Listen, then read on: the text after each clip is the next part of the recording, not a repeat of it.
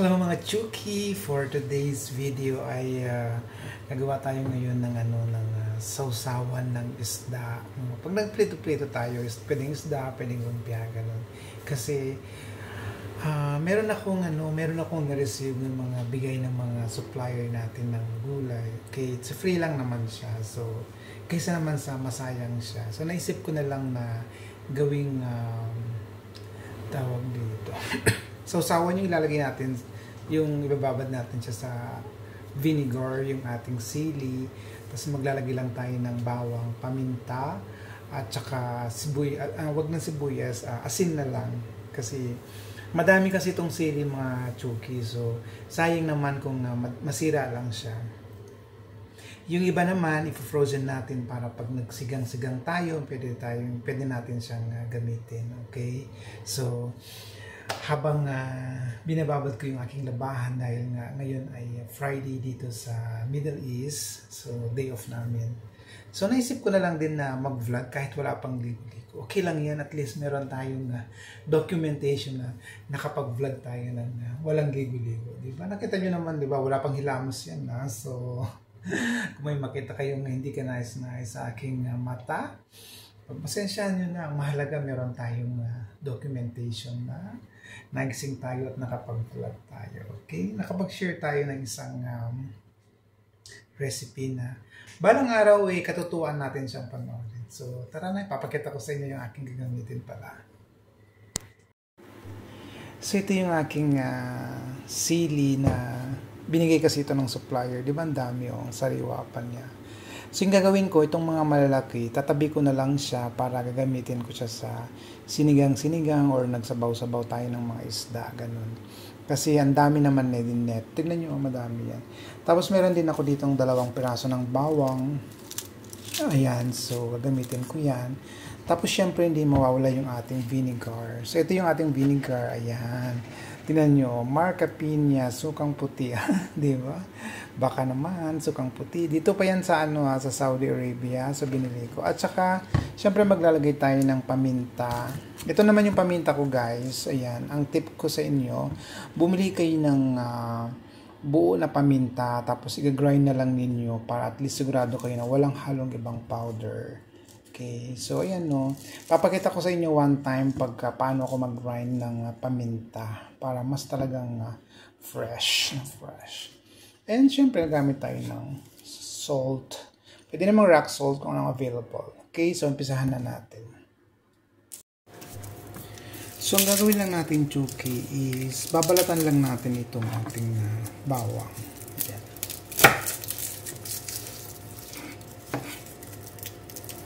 So, hindi ko na masyadong i-edit yung ating video para makita ninyo ng step by step, lalo na sa mga beginners kung gusto ninyong gumawa ng sausawan.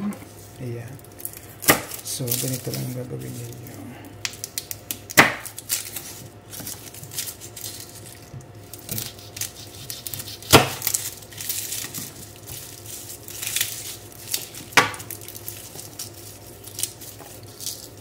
Kung mahal naman yung bawang dyan sa inyo, pwede naman 1 piraso lang yung ilalagay ninyo. Dito kasi sa Middle East, mura lang din yung bawang. So, maglagay na lang din tayo ng 2 ulo ng bawang para medyo malasa talaga.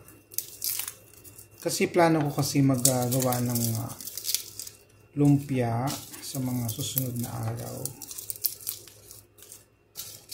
So, pagka gusto ninyong gumawa ng sausawan, ganito rin yung gawin ninyo.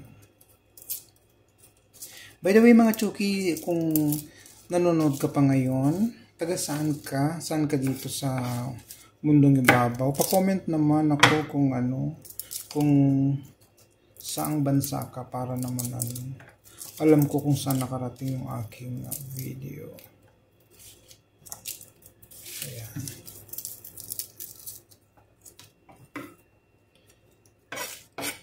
Actually, katulad na ng sabi kong mga Chuki, naglalaba talaga ako.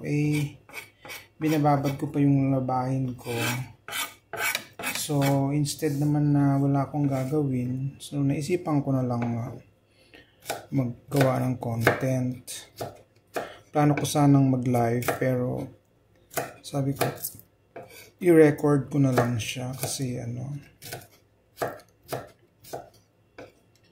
para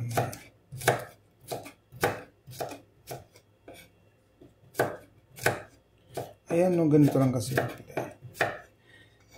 Sa paghiwa naman, pagbaguhan kayo, ingatan lang ninyo yung mga daliri. Lalo na sa mga Gen Z kasi iba yung ngayon eh.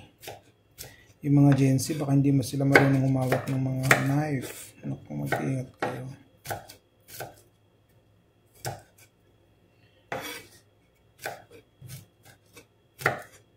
Ito naman mga chuki, pwede namang dikdikin lang ninyo or pwede ninyong hiwain ng maliliit, yung fine na fine, kung gusto niyo ng fine na pwede naman yun.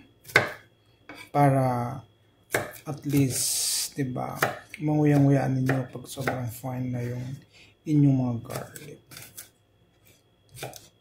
Ay, garlic. Yes, garlic pala. Kala ko onion ito. Ayan.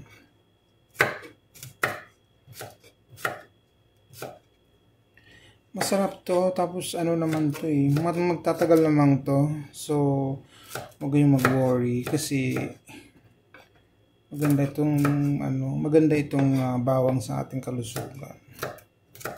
So don't worry about it. Ngayon naman ilalagay ko na dito yung ating garlic. So ilalagay na natin lahat ng ating garlic dito.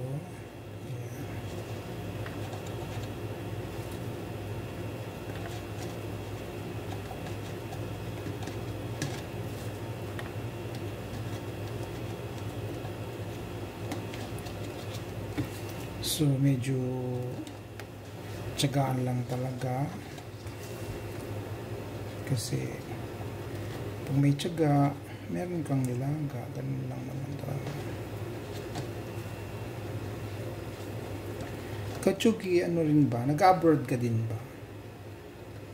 Saang bansa ka nag-abroad ngayon? Pwede bang malaman kung saan?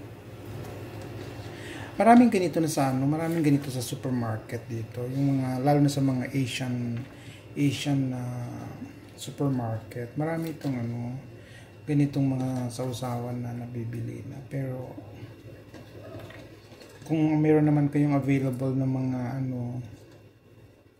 gulay sa bahay ninyo, hindi gumawa na lang kayo. Pero nakangangalay yung position na dapat pala nakatayo itong bote, pero kasi nga gusto kong makita ninyo kung paano ko nilalagay yung ayan, ganito na lang siya.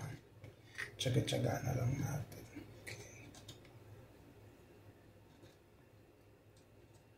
Tapos sa sili naman, okay, nalagay lang tayo ng So ganito lang kadami yung ating sili.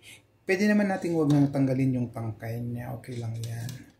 Kasi ang sili naman yan, ma-absorb yan ng vinegar yung kanyang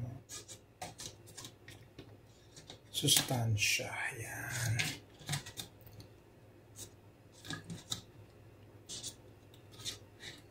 So ang tawag nila dito is pickles, ganyan. Nagpipickles dito ng chili. Kinakain lang nila to pagka gusto nilang magsili-sili. Pero tayo, gagamitin lang natin yung vinegar niya. Pero pwede rin naman natin tong alam mo yun, kainin. Okay? Ngayon naman, maglalagay tayo ng tawag dito. Medyo maglagay tayo ng ating bawang. Ayan. So, ganyan lang yung technique pag naglagay ng paminta. Mga ganito lang kadami. Huwag naman masyadong madami. Tapos maglagay tayo ng konting salt. Ayan. Enough na yun. Ayan. Tapos shake-shake lang ninyo para mag-mix.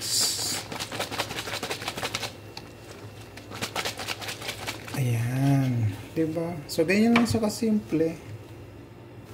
So, ito na guys yung ating magiging sausawan sa ating lumpia at saka sa ating isda pag nagprito tayo. Okay? So, thank you for watching. Maglalaban na ako ulit. Okay? Kung nagustuhan ninyo, please don't forget to like, share, and subscribe. And sa mga ating suking viewers, thank you so much sa inyong support. Okay? God bless everyone. Mag-ingat kayo lagi. Bye-bye.